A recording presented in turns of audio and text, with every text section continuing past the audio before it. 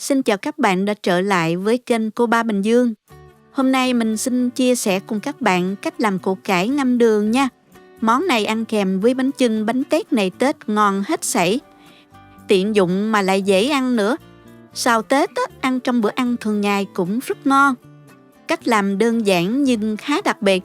Với những nguyên liệu cơ bản nhất mà chắc chắn gia đình nào cũng có sẵn trong bếp, lại cho ra thành phẩm củ cải ngon, giòn, vị đậm đà, màu sắc hấp dẫn và đặc biệt là bảo quản được rất lâu để dùng dần mà chất lượng vẫn không thay đổi. Chỉ cần cùng mình thực hiện với công thức và cách làm này, bạn sẽ có những hũ củ cải ngon nhất cho gia đình trong dịp Tết này nhé. Nên chọn những củ cải da ngoài trắng, láng, cứng chắc, nặng tay thì bên trong sẽ không bị xốp. Rửa thật sạch củ cải trước khi sơ chế nhé. Vì món này mình sẽ không gọt vỏ đâu. Và sau khi ngâm muối xong mình sẽ không rửa lại nước nữa. Cắt củ cải thành từng đoạn dài khoảng 5 đến 6 cm. Xong rồi chẻ nhỏ từng miếng theo chiều dọc, bề dày khoảng 1 đến 1,5 cm. Không chẻ nhỏ quá nha. Khi phơi cải sẽ teo lại và khi ngâm cải sẽ giảm độ giòn. Còn nếu muối chẻ lớn quá đó, phơi sẽ lâu khô, khiến cho cải bị sạm đen. Màu cải nó sẽ không còn đẹp nữa nha các bạn. Và sẽ giảm đi mùi thơm vốn có của cải. Chẻ thì dễ phải không các bạn? Ai cũng làm được. Đây mình chẻ xong rồi nè. Sau khi sơ chế củ cải xong, các bạn nên cân lại để biết lượng muối ngâm cải nha. Giờ thì mình sẽ ngâm qua muối. Các bạn nên sử dụng muối hạt nha. Lượng muối ngâm cần phải chính xác nha các bạn. Cải của mình sau khi đã sơ chế xong mình cân lại là 2 kg. Mình sẽ cân lượng muối là 90 g. Như vậy mỗi ký cải đã sơ chế các bạn sử dụng 45 g muối nhé. Bây giờ mình bỏ cải vào thau và rắc đều muối lên mặt cải. Xóc nhẹ cải và để trong 8 giờ hoặc 5 qua đêm. Sau vài giờ các bạn trộn cải một lần để cải ngấm đều muối nha. Và đây là cải của mình đã ngâm được 8 giờ rồi nè. Cải trở nên dẻo dai hơn. Mình sẽ vớt cải để ráo nước và đem đi phơi. Cải đã ra nước rất là nhiều, nước nồng trong cải đó. Và đồng thời ngấm lại một lượng muối nhất định. Các bạn phơi dưới nắng to khoảng 1 ngày nắng nha. Nhớ trở cải cho khô đều nhé. Hoặc sấy trong lò nướng ở nhiệt độ thấp nhất. Lò nướng của mình nhiệt độ thấp nhất là 100 độ C nha. Hé cửa lò, các bạn sấy từ 3 tiếng rưỡi đến 4 tiếng tùy theo miếng cải lớn hay nhỏ. Khi sấy lò nên thăm chừng trở cải sau mỗi giờ sấy. Miếng cải nhỏ sẽ khô trước. Nhớ lấy ra rồi mới tiếp tục sấy nha các bạn. Cho cải được khô đều nhau, khi ngâm sẽ ngon hơn nha. Trong khi chờ đợi mình sẽ nấu nước để ngâm cải. Cho vào nồi 200ml nước và 400g đường phèn. Nếu không có đường phèn các bạn sử dụng đường cát cũng được. Mở lửa vừa và khuấy nhẹ cho đường tan.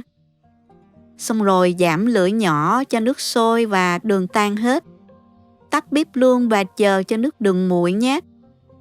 Khi nguội thì đường sắm lại như vậy nè các bạn. Và đây là cải đã được sấy xong. Nước khô như vậy là được. Lưu ý không khô quá, cải sẽ bị dai. Cũng không phơi còn ướt quá, cải sẽ không nắm đều nước ngâm nhé các bạn. Cải phơi xong phải có màu trắng nhà như vậy nè, không bị thâm đe. Nếu không có lò sấy, các bạn nên xem dự báo thời tiết phơi trong nắng to để cải đạt chất lượng tốt nhất nha. Bây giờ cho cải vào hũ đựng nè. Hũ cũng phải sạch nha các bạn. Bạn nào ăn trong thời gian ngắn có thể cho tỏi ớt vào chung. Phần này cũng phải rửa sạch và ngâm muối loãng. Phơi héo rồi mới cho vào nhé. Nếu làm nhiều để dành dùng lâu, không nên cho tỏi ớt vào chung nhé. Và bây giờ cho hết lượng nước đường đã nguội vào luôn. Trộn nhẹ cho cải ngấm đều nước đường. Không cần phải ém ập đè cải gì cả. Đậy kín nắp và để nhiệt độ phòng. Đợi một tuần sau cải mới thánh là ngon nha các bạn. Lượng muối đủ mạnh cộng với lượng đường gần bão hòa giúp cải không bị hư trong quá trình bảo quản. Để được rất lâu cải vẫn thơm ngon các bạn nhé.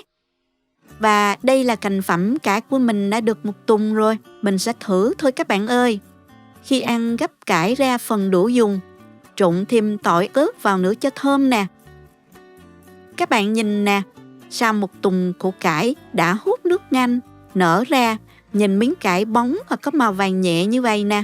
Thơm mùi đặc trưng của cải. Củ cải giòn giòn, cay cay, rất ngon. Hương vị rất đậm đà. Cải bảo quản được thời gian rất lâu nha. Bảo quản trong ngăn mát tủ lạnh được 8 tháng đến 1 năm đó các bạn. Chất lượng vẫn tốt nha. Chúc các bạn làm hũ cải ngâm thật ngon cho gia đình trong dịp Tết này nhé. Hôm nay chúng ta sẽ cùng nhau làm món củ cải ngâm mắm đường để chuẩn bị ăn Tết nha các bạn. Món này dùng chung với bánh chưng, bánh tét hay ăn kèm với một ít thịt luộc, nhắm ít rượu bia thì hết sảy luôn các bạn. Công thức này đơn giản và rất dễ nhớ nhưng lại hiệu quả. Thành phẩm giòn ngon, rất là thơm. Nếu bảo quản trong tủ lạnh ăn được trong khoảng 8 tháng đến 1 năm vẫn ngon nha. Năm trước mình đã có video hướng dẫn cách làm cải ngâm không cần nước mắm và cách gói bánh tét. Các bạn cũng có thể tham khảo link dưới phần mô tả của video này nha. Nếu thích video, nhớ bấm nút đăng ký và biểu tượng cái chuông để đón xem những video nấu ăn mới của mình nha. Mời các bạn tham khảo qua, thành phần nguyên liệu rất đơn giản trước khi thực hiện.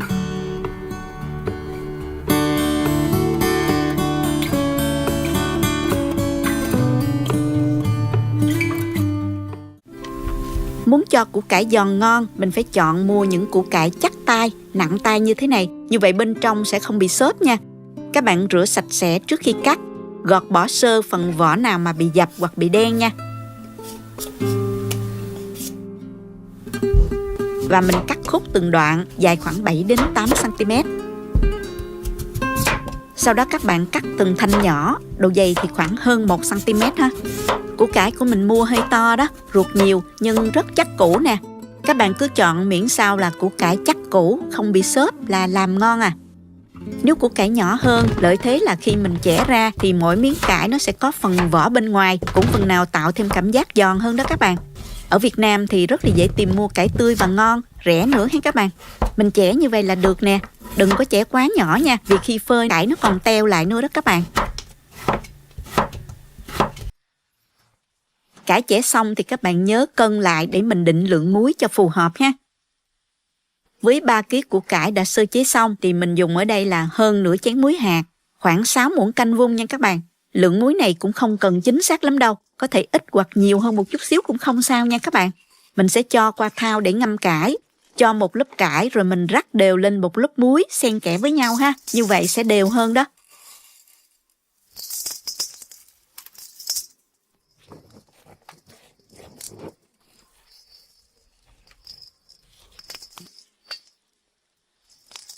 Mình để ở đây khoảng từ 3 đến 4 tiếng cho cải nó ra hết chất nồng đó. Cứ sau 1 tiếng thì các bạn nhớ là xóc đều cải lên cho cải thấm đều muối nha.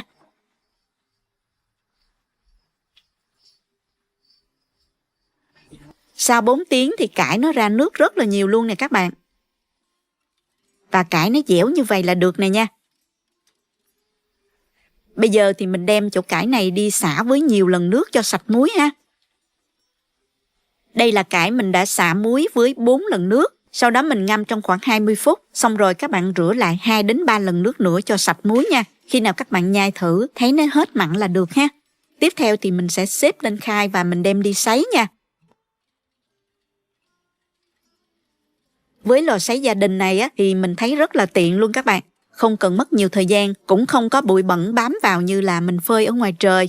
Có lò sấy chuyên dụng này á, thì mình làm khô nè, sấy trái cây nữa thích lắm luôn các bạn. Mình để link ở dưới phần mô tả nha. Bạn nào cần thì vào tham khảo ha. Mình sấy ở nhiệt độ 122 độ F, tương đương với 50 độ C trong từ 5 đến 6 giờ nha.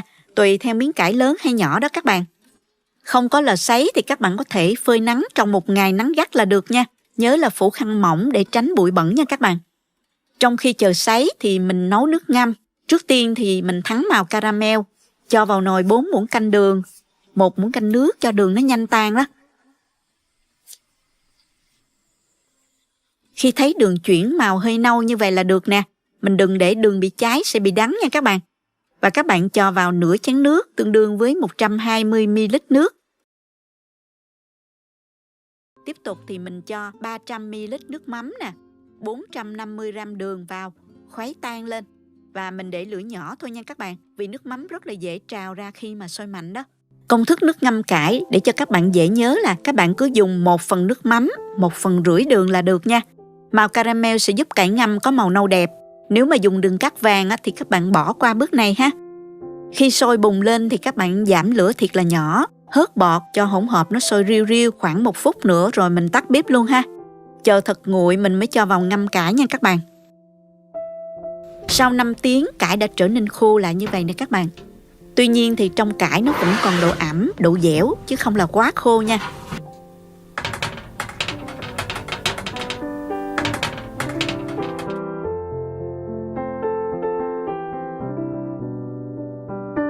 Rồi các bạn cắt thêm một ít tỏi nha.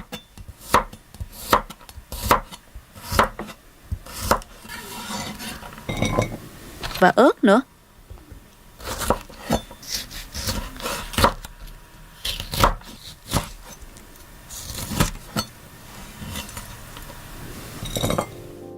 Mình chuẩn bị hũ đựng bằng thủy tinh, rửa sạch sẽ và phơi nắng cho thiệt là khô nước ha.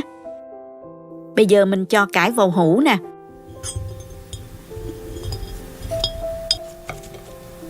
Và mình cho thêm tỏi cho thơm ha.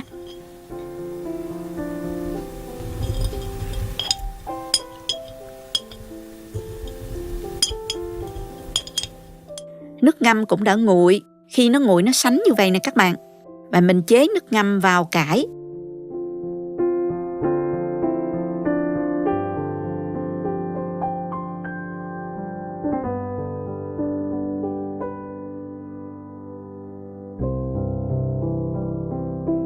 Xong rồi các bạn trộn đều lên. Sau 2 ngày nước ngâm sẽ từ từ loãng ra và ngấm sâu vào cải. Thỉnh thoảng các bạn mở nắp và trộn đều cho cải ngấm đều nước ngâm nha. Bây giờ mình đậy nắp lại. Chờ thời gian khoảng 5 ngày là mình dùng được. Nếu muốn cải ngấm ngon hơn thì các bạn để 1 tuần ha. Đây là thành phẩm cải sau 3 ngày này các bạn. Vì quay phim gấp cho các bạn xem đó, nên cải này mình mới chỉ để được 3 ngày thôi. Cải chưa thực sự căng và ngấm đầy hỗn hợp ngâm đâu. Nếu thêm vài ngày nữa sẽ hoàn hảo hơn nha. Đây là thành phẩm cải nè các bạn. Mình sẽ mở nắp và gấp cải ra cho các bạn xem nè. Nhìn ngon chưa? Thơm lắm các bạn ơi.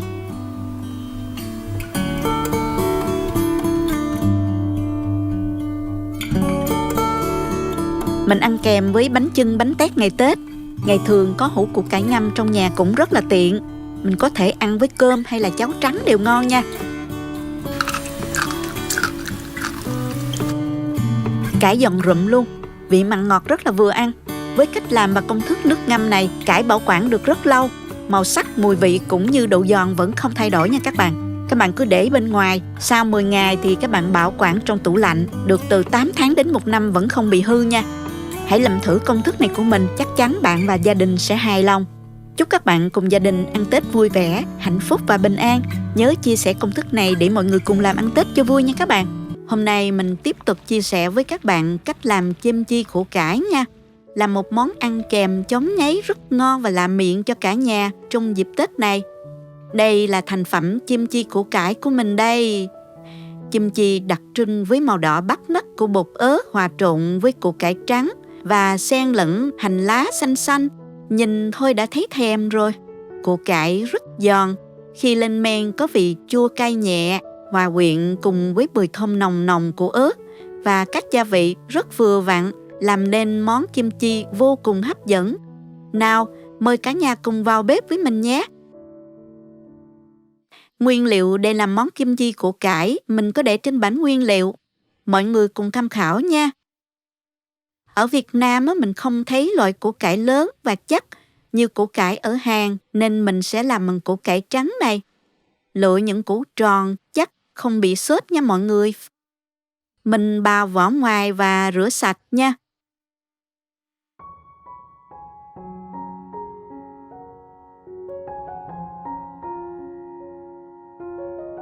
Mình sẽ cắt khúc khoảng 5 cm như thế này.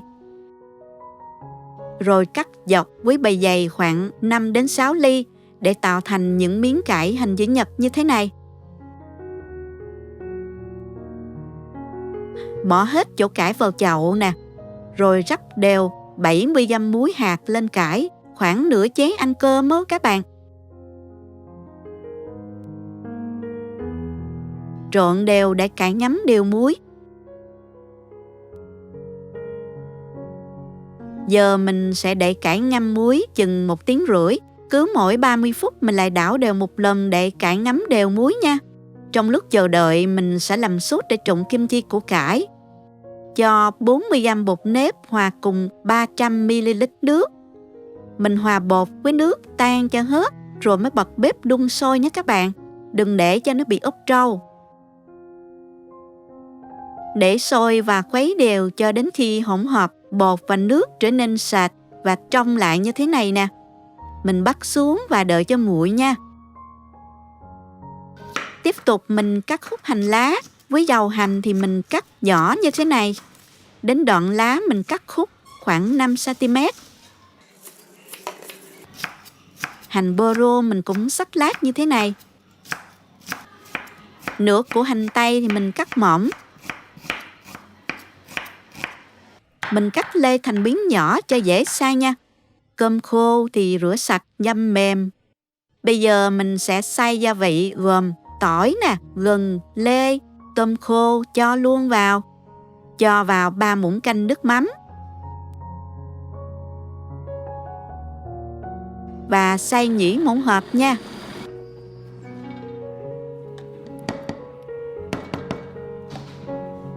Cho hết tất cả những rau củ và gia vị trên vào thau.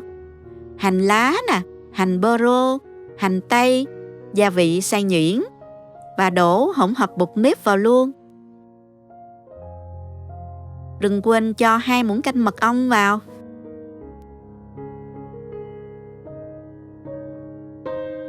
Và cuối cùng cho 3/4 cúc ớt bột Hàn Quốc vào. Các bạn có thể gia giảm lượng ớt cho vừa ăn, phù hợp với gia đình mình.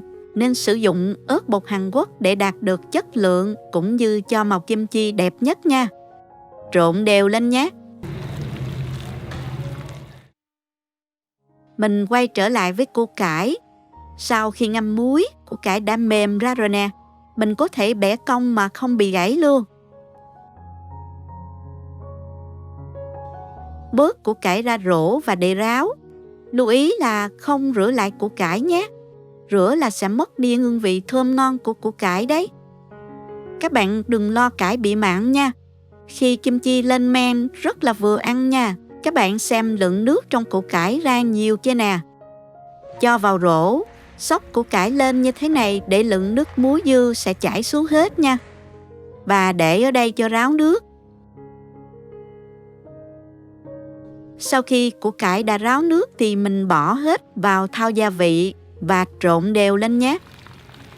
Xoa đều như thế này nè, để gia vị thấm đều vào củ cải nha.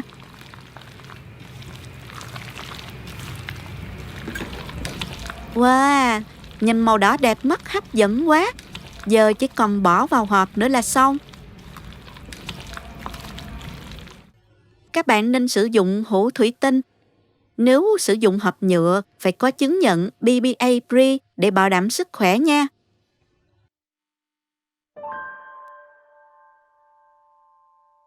Đậy kín hộp để nhiệt độ phòng. Từ 12 đến 24 tiếng, củ cải sẽ lên men. Sau khi lên men vừa ăn, các bạn bỏ vào ngăn nắp tủ lạnh ngay để bảo quản nhé. Khi ăn lấy ra phần đủ dùng, phần thừa không bỏ trở lại. Thời gian sử dụng trên 3 tuần đó các bạn. Kim chi của mình đã được 24 giờ rồi.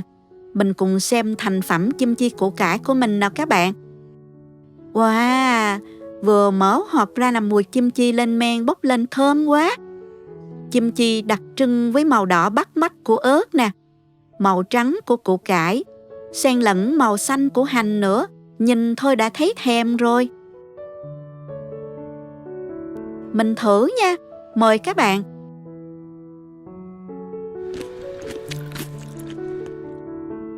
Củ cải giòn lắm các bạn ơi. Vị chua nhẹ của kim chi mới vừa lên men, vị cay nồng nồng của ớt và mùi thơm của hỗn hợp gia vị thấm vào từng miếng cải rất là hấp dẫn, vừa ăn lắm các bạn.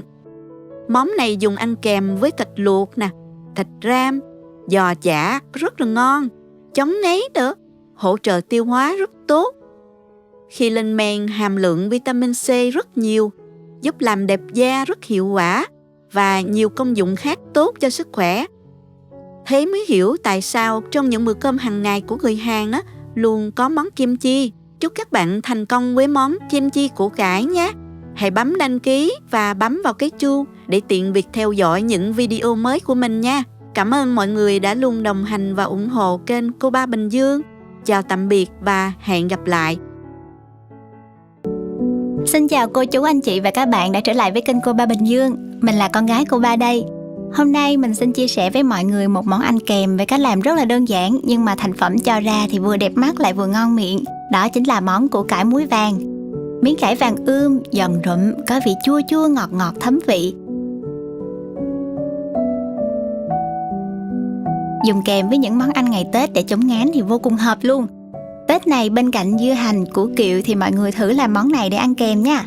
Bên cạnh màu vàng thì mình có làm thêm màu đỏ để biến tấu đẹp mắt và phù hợp với ngày Tết hơn.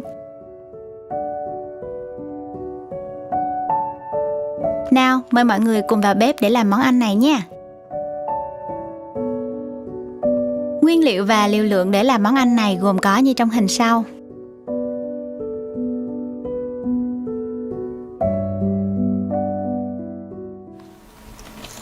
Đầu tiên mình sẽ rửa sạch và bào vỏ củ cải trắng này nha.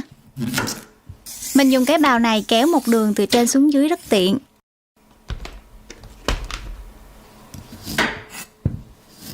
Sau khi bào vỏ sạch rồi, mình sẽ cắt củ cải nhỏ ra cho củ cải dễ thấm hơn nha. Có rất nhiều cách cắt củ cải, nhưng mà hai cách phổ biến nhất là cắt thành thanh như thế này, mỗi thanh tầm 1 cm vuông. Mọi người có thể cắt sợi ngắn hoặc là sợi dài cỡ lá rong biển để mình cuộn cơm kim báp nha. Cách thứ hai là mình cắt thành miếng như thế này, mỗi miếng dày tầm 2 tới 3 mm.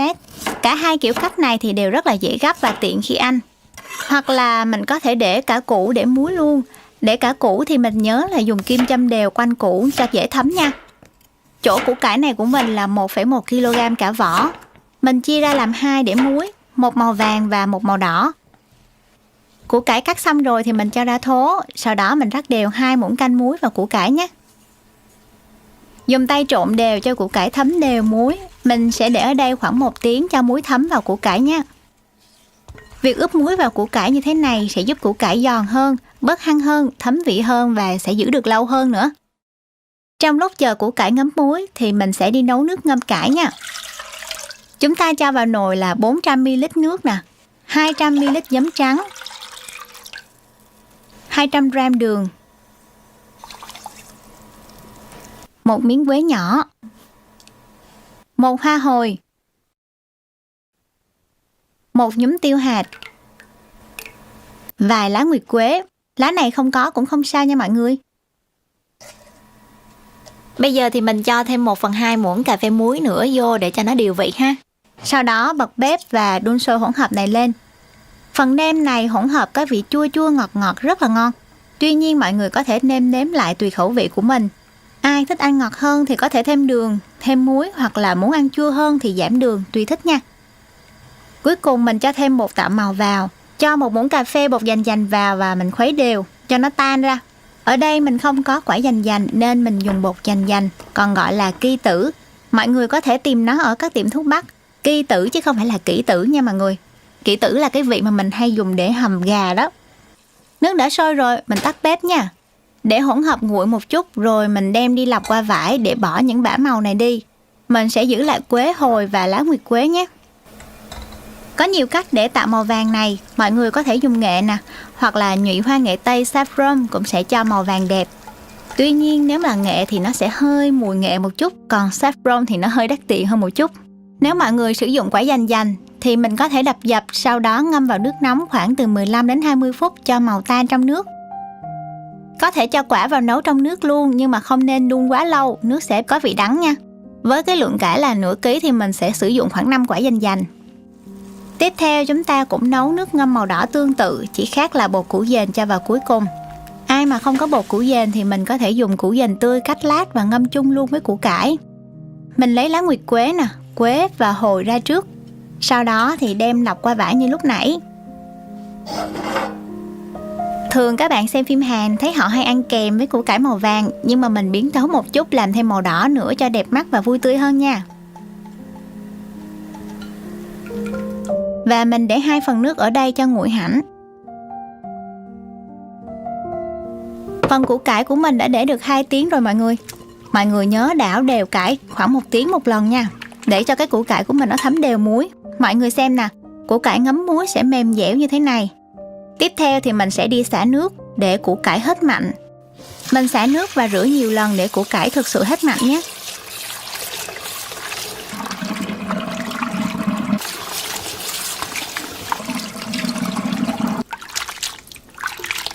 Chúng ta có thể nếm thử củ cải thấy hết mặn hoặc là còn hơi mặn tí xíu và hết hăng là đạt. Rửa xong mình để củ cải trên rổ cho ráo nước.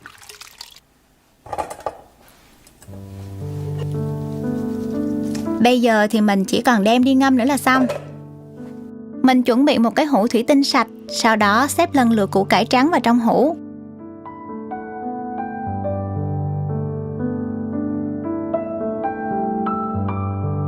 Cuối cùng là rót hỗn hợp nước nấu vào. Rót nhẹ nhàng để cạnh ở đáy không bị trôi vào trong thố nha. Wow, màu vàng của quả dành dành đẹp quá luôn mọi người ơi. Đợi thấm vào cải nữa là đẹp lắm luôn đó. Tiếp theo là đến màu đỏ. Vì màu này mình rót vào trong thố thủy tinh này rồi nên mình chỉ cần xếp củ cải vào nữa là xong.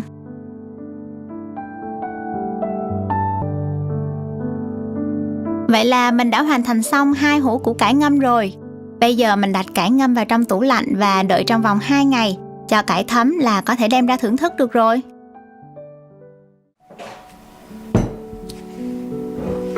Thành phẩm củ cải ngâm của mình đây cả nhà ơi.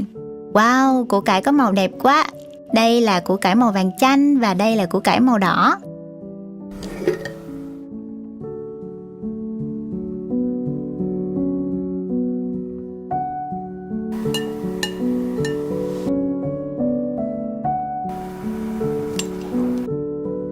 Mình có chuẩn bị một đĩa thịt bacon và một tô mì nóng.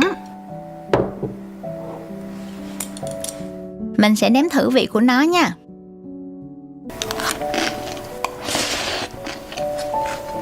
Giòn rụm luôn, vị ngọt ngọt chua chua rất ngon và vừa ăn.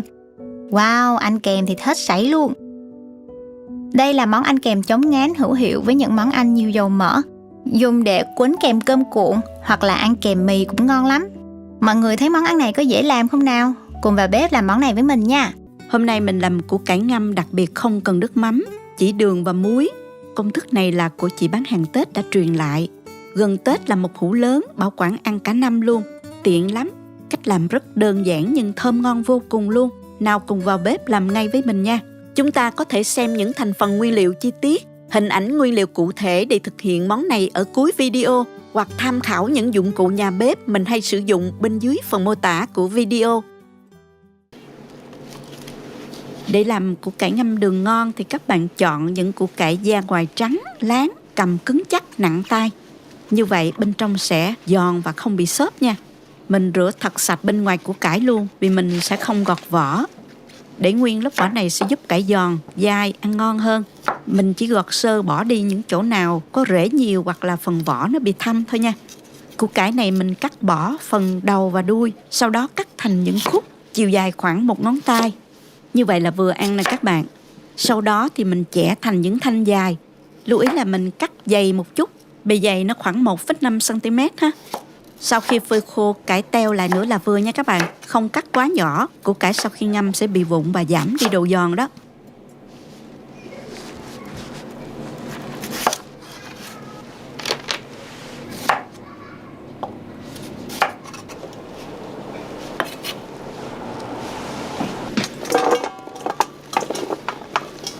Sau khi chẻ xong thì mình cho qua một cái thau lớn.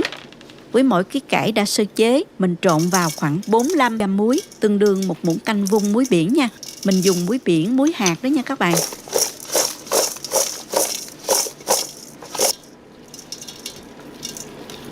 Mình xóc lên cho cải ngấm đều muối và để đây trong khoảng 6 tiếng. Sau 6 tiếng, mình thấy cải đã ngấm muối rồi. Cải bây giờ đã mềm dẻo hơn và bớt đi mùi hăng rồi nè các bạn.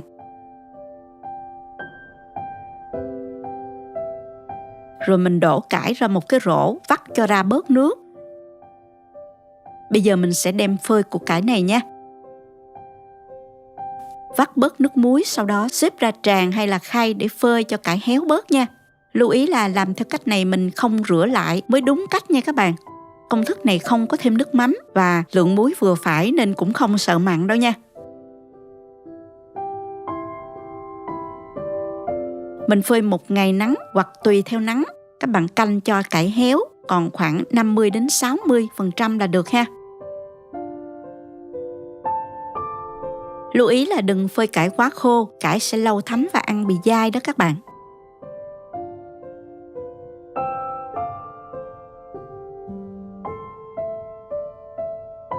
Bạn nào có lò sấy thì mình có thể sấy trong lò ở nhiệt độ 122 độ F, khoảng 50 độ C trong 6 tiếng nha.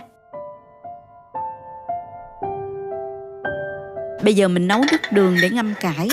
Cho vào nồi 500g đường.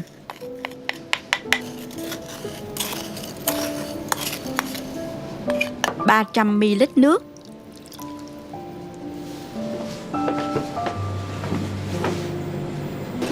Khuấy tan và nấu cho hỗn hợp này sôi lên. Mình dùng đường nâu hay là đường vàng cho củ cải sau khi ngâm có màu đẹp mắt nha. Nếu bạn không có đường vàng thì mình có thể cho 2 muỗng canh đường vào trước. Rồi mình nấu cho đường nó chuyển màu caramel thì mình cho nước và lượng đường còn lại vào. Khuấy tan nấu sôi là được ha. Sau đó tắt bếp và mình chờ nước đường này nguội còn khoảng 4-50 độ C là mình đổ cải vào được rồi ha.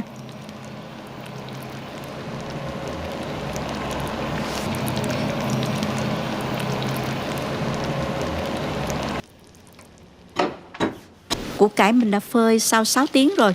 Cải đã héo, mềm, vẫn còn độ ẩm, dẻo như thế này nha các bạn.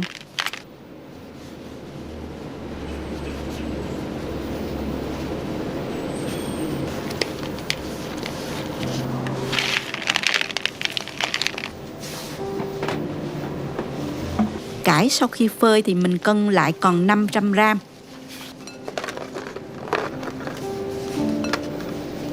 Tiếp theo mình chuẩn bị một hũ thủy tinh sạch nè. Mình rửa và sấy trong máy rửa chén. Hoặc là các bạn có thể phơi nắng. Bảo đảm hũ diệt khuẩn thì ngâm mới để được lâu nha. Cho hết cải vào hũ nè.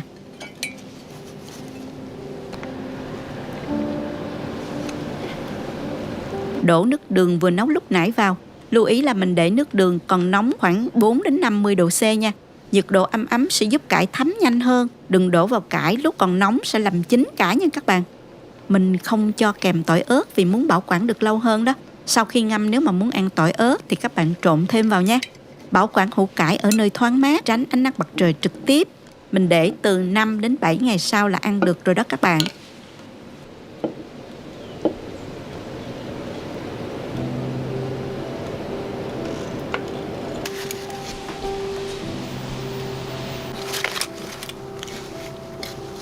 Sau 4 đến 5 ngày, cải ngấm và bắt đầu ra bớt nước muối trong cải. Mình đổ cái phần nước ngâm này ra và đun sôi lại.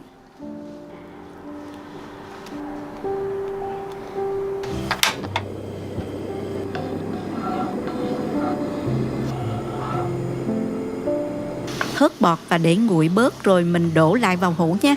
Mình làm kỹ bước này để bảo quản hũ cải được ngâm lâu hơn. Làm đúng như vậy bảo đảm ăn qua 2 Tết luôn vẫn còn giòn ngon nha các bạn. Bước này mình làm thêm cho kỹ, các bạn có thể bỏ qua cũng được.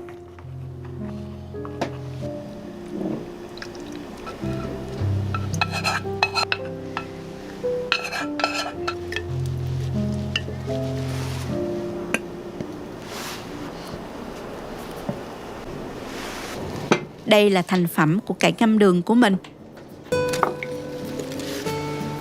Củ cải bây giờ nở hơn nhờ ngấm đều nước đường và có màu vàng nhẹ hấp dẫn.